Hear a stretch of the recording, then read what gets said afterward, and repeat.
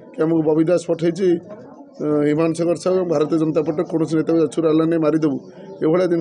दृढ़ निंदा करापर कार्यानुष्ठान ग्रहण कर जो मैंने भी लिंक अच्छा निश्चय समस्त अरेस्ट हे खाली एपरी निंदनीय घटना घटला कल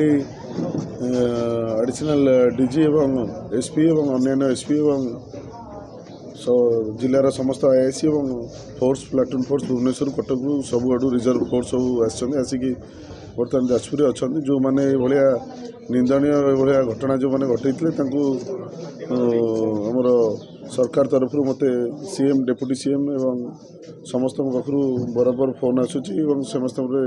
लीगल एक्शन निया आम भारतीय जनता पार्टी शांति श्रृंखला भाव में कार्य करूँ आम आईन उपर भरोसा करूँ आईन निश्चय ता बाटर जो जो मैंने दोषी अच्छा निश्चय से अरेस्ट कर जहाँ खबर पाई 10 जन से ये मरणात्मक आक्रमण जो करते 10 जन से अरेस्ट हो सारे और पुलिस से अच्छा 3टी कैटेगरी ग्रुप कराई निजे अच्छा कल पुलिस अच्छा से बाकी जे आसामी से इनवल्व अच्छा समस्त को अरेस्ट कराई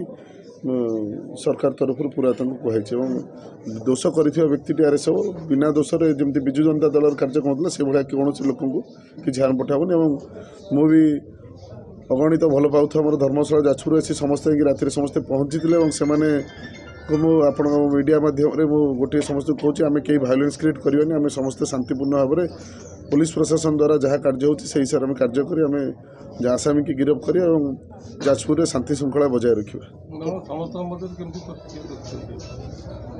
निश्चय समस्ते दुखित ए समस्ते जाजपुर गुंडागर्दी विजु जनता दल गुंडागर्दी जाजपुरवासी आज भयभीत तेणु मु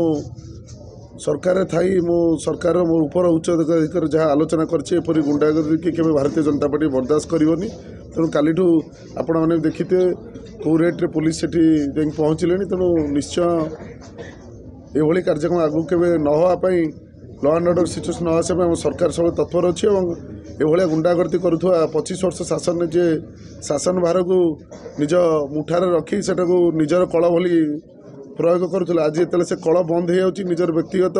स्वार्थ पैसा रोजगार करें तेणु निजे भयभीत ये कार्य कारण राजनीति में एपरी आक्रोश केवल जाजपुर में हबार देखनी मुझे प्रथम थर देखुची आपण मैंने विरोध में कला पताका देखी पारे किए क्या साई फोपाड़ी पारे अंडा फोपाड़ी सबकि कार्य करेंगे हेले एमती रड धरी एमती जीवन मारिदेला भाया प्रथम थर पर मो जाजपुर प्रणव प्रकाश दास जो युव थिले विजु जनता दल सभापति जहाँ लोक थे से जो आसिक मत स्ट्रेट कहले कि आमको बबी दास पठे हिमांशु शेखर साहू भारतीय जनता पार्टी कौन नेता जाचुर आला नहीं मारिदेबू एभलिया जिन दृढ़ निंदा करापर कार्यानुष्ठान ग्रहण कर जो मैंने भी लिंक अच्छा निश्चय समस्त अरेस्ट हे अभियोग आज्ञा मुझे देखनी से तो मासपर थे निश्चय अभियोग एतला समस्त नार दिखाई जी आपको पछपट रही कार्य चलई जी से लिंक रही मत भी भर आपड़ी मीडिया जो फोन कर थ्रेटेन भी देते बारंबार से जाकि प्रति कथार कहते आमको अरेस्ट कर 4 वर्ष जेल दियो थाना पुणी काली भी जाकि कहते आमको अरेस्ट कर आमको दोष अच्छी अरेस्ट कर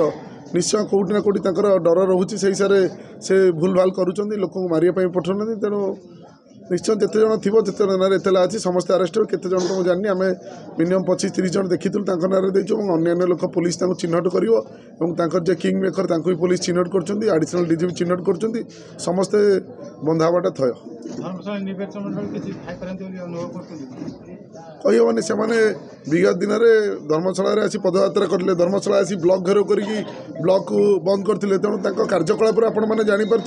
से गोटे आक्रोशमूलक कार्यक्रम कर लोकहितकर कौन कार्य करना मुझे बारंबार कहूँ जनहितकर कार्य करने आम सहित हाथ मिसेक कार्य करूँ तेणु जनहितकर कार्य कर ना थिला ना एवं अच्छी कार्य केवल लोक हैरान पटेवा निज पकेट मनी जो बंद हो लोक आक्रोश करवा लोक गरम करवा पदयात्रा ना लोक हिंस्र कथा कहवा विरोधी आचरण देखा यह सब जिन समाज में निंदनीय घटना।